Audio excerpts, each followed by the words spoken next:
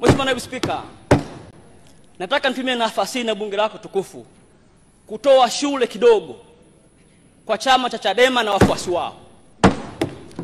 Mheshimiwa Naibu Spika, haki ya kupiga kura ni haki ya Mtanzania. Ukisoma kwenye katiba yetu ya Jamhuri ya Muungano wa Tanzania, ibara ya 5, naomba nisome kwa manufaa ya wananchi wa Tanzania. Ibara ya 5 inasema kila raia wa Tanzania aliyetimiza umri wa miaka 18 anayo haki ya kupiga kura katika uchaguzi nchini Tanzania.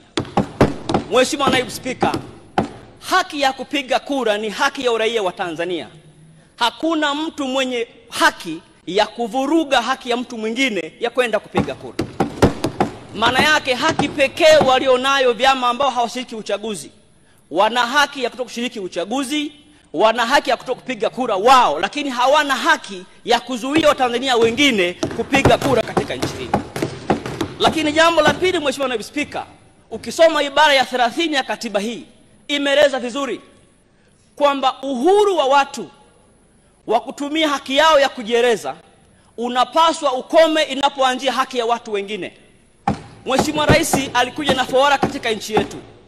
Fawara zimekuwa na matunda makubwa, zimefanya reform katika sheria, zimesaidia kuweka utulivu katika nchi. Lakini Mheshimiwa Spika, inaonekana wenzetu wa Chadema wamevimbiwa fawara za Mheshimiwa Rais Samia Suluhu Hassan. Baada ya kupata uhuru wa kujieleza, uhuru wa maandamano, wameanza kuvuka mipaka kwenda kuvuruga haki za wengine kupiga kura. Nataka niombe serikali ya Jamhuri ya Muungano wa Tanzania kupitia wizara hii ya Katiba na Sheria, tunaomba mlinde haki za sisi wa Tanzania ambao tupo tayari kwenda kupiga kura Oktoba mwaka huu. Jana nimeangalia kule Ruvuma, Songea, vyama 12 vimekaa vimesema vinashiriki uchaguzi. Na sisi wananchi wa Lupembe, kwa kazi nzuri aliyofanya Mheshimiwa Rais Samia Suluhu Hassan kwa kuleta maendeleo kwenye maji, kwenye shule, ujenzi wa mahakama, barabara, tumejiandaa kwenda kupiga kura. Tunaiomba serikali isifanye mchezo na jambo hili, lazima ilinde haki ya sisi wa Tanzania kwenda kupiga kura Oktoba mwaka huu 2025. Jambo la mwisho, Mheshimiwa Naibu Spika, kwa mchana huu, nataka pia nitoe wito kwa vyama vyote vya siasa kama alivyosema Dr. Nchimbi kwamba uchaguzi wa mwaka huu si uchaguzi wa mwisho, uko uchaguzi mwingine baada ya 2025 watashiriki huo. Na ziko njia mbili tu za kufanya reforms kwenye sheria, Mheshimiwa Naibu Spika.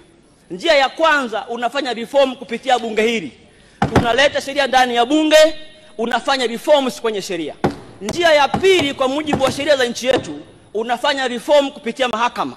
Kama iko sheria ambayo haiko sawa, katiba imetoa nafasi ya mtu kwenda mahakamani kuchallenge hiyo sheria ili uweze kurekebishwa. Iko mifano mingi. Mwaka 2004 bunge hili lilitunga sheria ambayo haikuwa nzuri, sheria ya takrima. Wanaharakati walienda mahakamani, sheria hii ikaondolewa. Nataka nitoe wito, huwezi kufanya reform ya sheria kwa kufanya maandamano mtaani Kariakoo. Huwezi kufanya reform ya sheria kwa kuhamasisha watu wasiende kupiga kura. Asante. Kingine ya pili bungeni. Dakika moja na kuongeza. Na kushukuru. Asante, naunga mkono hoja. Asante sana. Mheshimiwa Naibu Spika, katika kipindi cha Julai 2024 hadi Aprili 2025, jumla ya kesi za jinai 27,523 ziliendeshwa katika mahakama za wilaya na hakimu mkazi, ikilinganishwa na kesi 25,037 zilizoendeshwa katika kipindi cha Julai 2023 hadi Aprili 2024.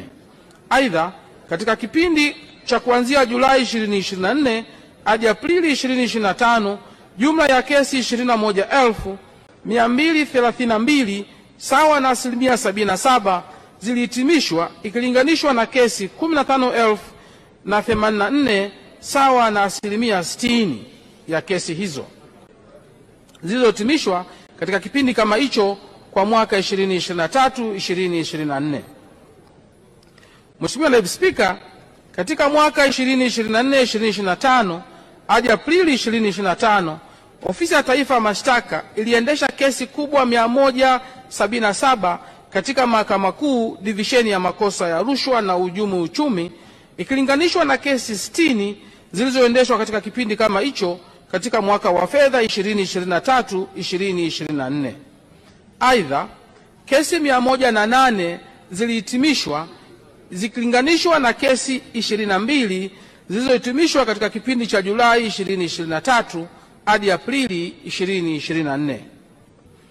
Mheshimiwa Naibu Spika, Wizara kupitia Ofisi ya Taifa ya Mashtaka imeendelea kusogeza huduma za mashtaka kwa wananchi katika ngazi za mikoa na wilaya.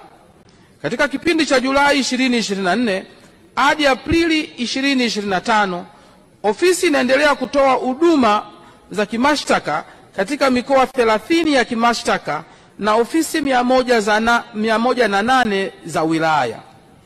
Aidha, katika kipindi husika, ofisi imekamilisha ujenzi wa majengo ya taifa ya mashtaka katika mikoa 4 ambayo ni Shinyanga, Manyara, Katavi na Rukwa.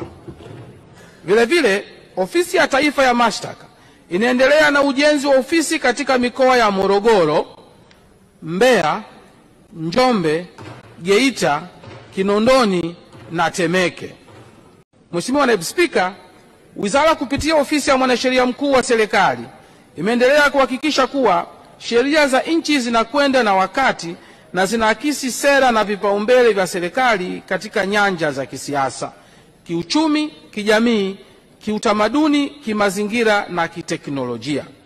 Katika kipindi cha Julai 2024 hadi Aprili 2025, Ofisi ya Mwanasheria Mkuu wa Serikali iliandaa miswada ya sheria 16. Mheshimiwa Naibu Spika, katika kipindi cha Julai 2024 hadi Aprili 2025, Wizara kupitia Ofisi ya Mwanasheria Mkuu wa Serikali ilihakiki na kuchapisha jumla ya sheria ndogo 903 ikilinganishwa na sheria ndogo 885 zilizohakikiwa na kuchapishwa katika kipindi kama hicho kwa mwaka 2023/2024.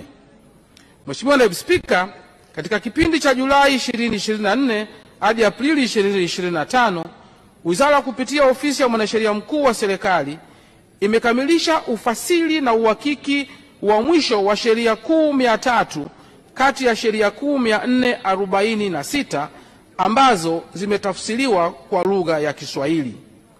Mheshimiwa Naibu Spika, Wizara kupitia Ofisi ya Mwanasheria Mkuu wa Serikali imekamilisha urekebu wa sheria kuu 446 za nchi na kuandaa toleo la sheria zilizofanyiwa urekebu la mwaka 2023. Toleo hili ni la pili tangu nchi yetu ilipopata uhuru. Toleo la kwanza lilitolewa mwaka 2002 kupitia ufadhili wa Benki ya Dunia. Toleo la sheria zilizofanyiwa urekebu kwa mwaka 2023 limeandaliwa kwa fedha za ndani na wataalamu wa ndani. Aidha, toleo hili lilizinduliwa na Mheshimiwa Daktari Samia Suluhu Hassan, Rais wa Jamhuri ya Muungano wa Tanzania, tarehe 23 Aprili 2025. Toleo hili litaanza kutumika rasmi tarehe 1 Julai 2025.